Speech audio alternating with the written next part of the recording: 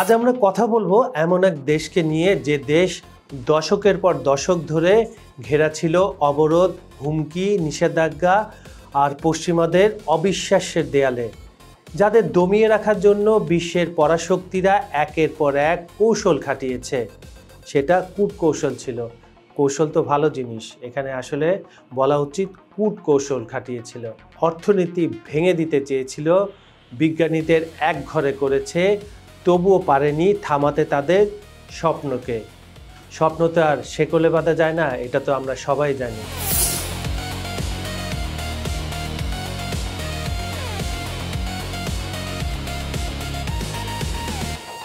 সেই দেশ শিখেছে চাপ যত বাড়ে প্রতিরোধ তত শক্ত হয়। আর আজ সেই দেশই দাঁড়িয়ে আছে প্রযুক্তির আকাশে মাথা উঁচু করে। না শুধু প্রতিরোধকারী হিসাবে নয়, বরং একজন রাজা হয়ে, রিভার্স ইঞ্জিনিয়ারিংয়ের কিং হয়ে।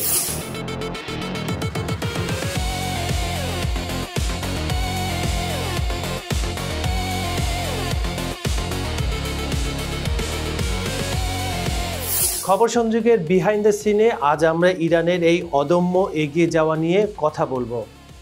সঙ্গে থাকবেন নিশ্চয়ই। চলুন তাহলে শুনে আসা যাক। সালটা ছিল 2011 সাল, ডিসেম্বরের ঠান্ডা একটা সকাল। আফগানিস্তানের সীমান্তের আকাশে উঠছিল আমেরিকার সবচেয়ে গর্বের গুপ্তচর বলে তাদেরকে, লকহিড মার্টিন RQ-170 সেন্টিনেল। নামটা শুনলেই তো মানুষ চমকে যায়।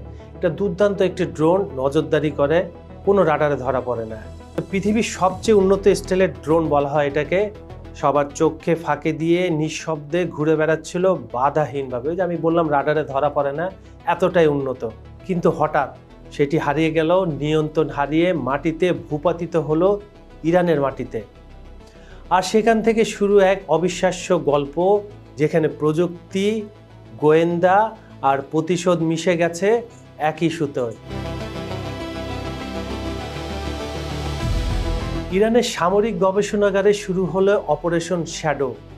প্রতিটি তার, প্রতিটি সার্কিট, প্রতিটি সফটওয়্যার লাইন বিশ্লেষণ করা হলো বছরের পর বছর। প্রতিটা জিনিস খুঁটিনাটি বিন্দু বিন্দু কোনো কিছু তারা ছাড় দেয়নি। ধরেন এরকম একটা টেবিলের উপরে পুরো ড্রোনটা রাখা হলো। ডাক্তাররা যেমন পোস্টমর্টেম করে না, সেই রকম পুরো বডির পার্টস খুলে খুলে এক একজন ইঞ্জিনিয়ার এক একটা পার্টস নিয়ে নিবিড়ভাবে কম্পিউটারের মাধ্যমে খাতা কলম দিয়ে ব্লু প্রিন্ট দিয়ে যে যেভাবে পারো গুগল সার্চ করে যেভাবে হোক সেই এক একটা স্ক্রু পর্যন্ত তারা পরীক্ষা নিরীক্ষা করতে শুরু করলো। জিনিসটা আসলে কি তারা তাদের ব্রেনে ঢোকানোর চেষ্টা করলো। বিদেশি প্রযুক্তিকে ভেঙে বোঝা আর নিজেরভাবে পুনর্গঠন করার নামই হলো রিভার্স ইঞ্জিনিয়ারিং। বুঝতে পেরেছেন তো? এই পদ্ধতি ইরানের সবচেয়ে বড় অস্ত্র হয়ে উঠল। যেখানে আমেরিকা তৈরি করে একটি মাত্র প্রযুক্তি, ইরান সেটি খুলে ফেলে, বোঝে আর নতুন নামে নিজের পতাকা তোলে তার উপর।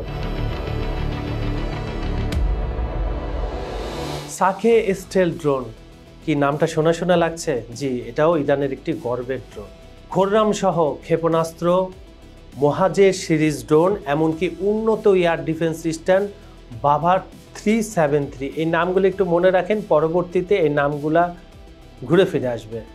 বিশ্বের শক্তিধর দেশগুলো যখন বলে তুমি পারবে না, ইরান বলে আমরা ইতিমধ্যে বানিয়ে ফেলেছি।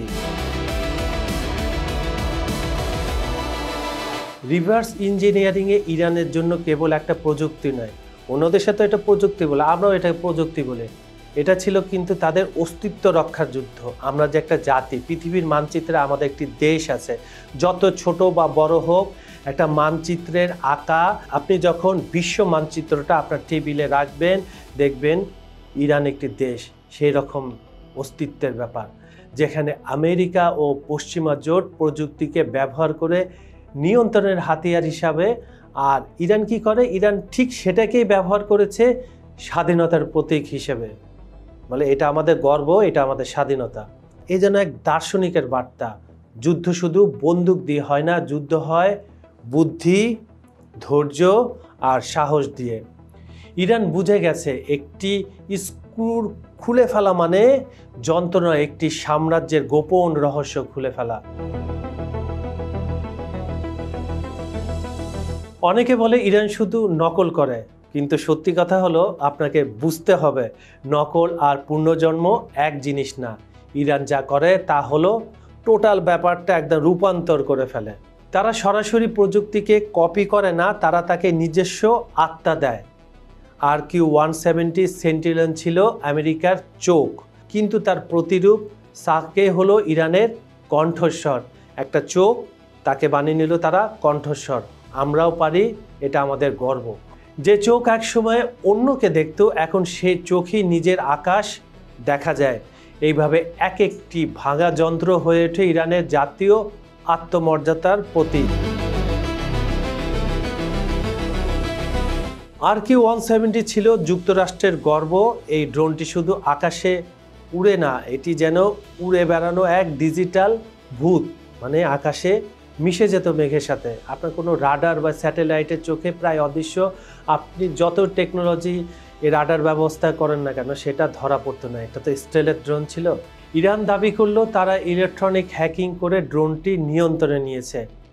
ওয়াশিংটন প্রথমে বলল না, এটা তো হারিয়ে গেছে, এটা কোনো মতে কারো হাতে যেতে পারে না। কিন্তু কয়েকদিন পর ইরানের টিভি স্ক্রিনে দেখা গেল অক্ষত অবস্থায় সে ড্রোনটি RQ-170 সেন্টিনেল। সারা বিশ্ব তাকিয়ে রইল। ওয়াশিংটনে তো ঘুম হারাম হয়ে গেল। তাদের সেরা জিনিসটি এখন প্রতিপক্ষের হাতে চলে গেছে। কিন্তু তারা অতটা ভয় পায়নি, কারণ হচ্ছে ইরানকে তো বছরের পর বছর ধরে পুরো ঘিরে রাখা হয়েছে নিষেধাজ্ঞা দিয়ে। তারা এটা দিয়ে আর কী করবে? তাদের দেশে আর কী আছে? তাদের দেশে গোয়েন্দা দিয়ে আমি বিজ্ঞানীদের এক ঘরে খুলে ফেলেছি, তাদের কোনো সুযোগ সুবিধা নেই, আধুনিক টেকনোলজি নাই। এগুলো সব ছিল ভ্রান্ত ধারণা ওয়াশিংটনের। এক মুহূর্তে আমেরিকার গর্ব পরিণত হলো কূটনীতিক লজ্জায়। ওদের প্রথমে তারা স্বীকার করেনি, এ কারণে। যে ড্রোনটি নামানো হলো, ইরানের সামরিক প্রকৌশলীরা ড্রোনটির প্রতিটি তার, সেন্সর, চিপ খুঁটিয়ে খুঁটিয়ে দেখলো। আমি প্রথমের দিকে বলেছিলাম না, সব একটা বড় টেবিলে বিছানো, একটা একটা করে সব চেক করছে, সেইটা। বছরের পর বছর ধরে বিশ্লেষণ, রিভার্স ইঞ্জিনিয়ারিং এবং গোপন পরীক্ষার পর সময়টা আসলো। সময়টা কখন? 2016 সালে তারা ঘোষণা দিল, আমরাও তৈরি করেছি আমাদের নিজস্ব স্টেলথ ড্রোন সাইকে, যার নাম দেখতে প্রায় একই রকম RQ-170 এর মতোই ত্রিকোণাকৃত, মানে আমরা ত্রিভুজ যেভাবে, আপনি গুগলে সার্চ করলে দেখতে পারবেন RQ-170 র্যাপটার যদি আপনি দেন, তাহলে সেটা আপনি দেখবেন ঠিক এইরকম ত্রিকোণের মতো। রাডারে অদৃশ্য আর নিঃশব্দে উড্ডয়ন ক্ষমতা, মানে নিঃশব্দ, কোনো সাউন্ড নেই, আকাশে উড়ে বেড়াচ্ছে তার ইচ্ছা মতো। স্পাই ক্যামেরা দিয়ে ছবি নিচ্ছে, ভিডিও নিচ্ছে, আর কোথায় পাঠাচ্ছে? বেসে পাঠাচ্ছে। কিন্তু এটা শুধু নকল ছিল না, ছিল দৃঢ়কণ্ঠে রাজনৈতিক একটা মেসেজ। মেসেজটা কি ছিল? আমরাও পারি। জি, আমি আবার বলছি, উই ক্যান ডু ইট। নতুন প্রতিদ্বন্দ্বী দৃশ্যপটে আসলো। আমেরিকা স্বপ্নেও কোনো দিন ভাবেনি তাদের প্রযুক্তি একদিন তাদের প্রতিপক্ষের হাতে তুরুপের তাসের মতো অস্ত্র হয়ে উঠবে। আদি থেকে ইরানের সাকের ড্রোন এখন শুধু নজরদারি না, আক্রমণ সক্ষমতাও অর্জন করেছে। প্রথমে ছিল তারা স্পাই ড্রোন হিসাবে ব্যবহার হতো, কিন্তু এটা আরও উন্নত মানের করে এখন এটাতে অ্যাটাকও করা যায়। তার মানে ইরান আরেকটা ধাপ এগিয়ে গেল। এই ড্রোনটি পারস্য উপসাগরের আকাশে আমেরিকান জাহাজ, ঘাঁটি ও তেলবাহী জাহাজগুলোর গতিবিধি পর্যবেক্ষণ করছে প্রায় অদৃশ্যভাবে। ওই যে বলেছিলাম না আমি একসময়, ভূত দেখা যায় না, ঠিক সেভাবে।